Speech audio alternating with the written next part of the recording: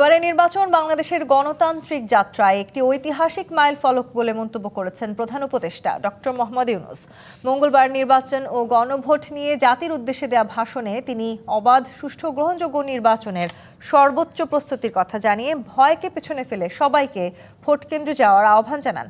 নির্বাচন নিয়ে এখনও একটি মহল অপতথ্য এবং গুজব ছড়ানোর চেষ্টা করছে জানিয়ে ডক্টর ইউনূস ভোটের পর দ্রুততম সময়ে ক্ষমতা হস্তান্তরের কথা বলেন। তবে ফলাফল যাই হোক তা মেনে নিয়ে ব্যক্তিগত বা দলীয় স্বার্থের ঊর্ধ্বে উঠে জাতির বৃহত্তর স্বার্থকে প্রাধান্য দেওয়ার আহ্বানও জানিয়েছেন প্রধান উপদেষ্টা।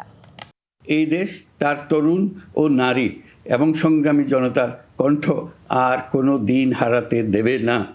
প্রিয় নাগরিকবৃন্দ, নির্বাচন অবাধ, সুষ্ঠু, নিরপেক্ষ ও শান্তিপূর্ণ করতে সরকার সর্বোচ্চ প্রস্তুতি গ্রহণ করেছে।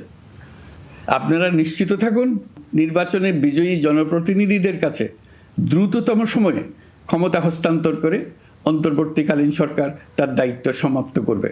এই গণভোট বাংলাদেশের ইতিহাসে একটি নতুন মাইলফলক হয়ে থাকবে।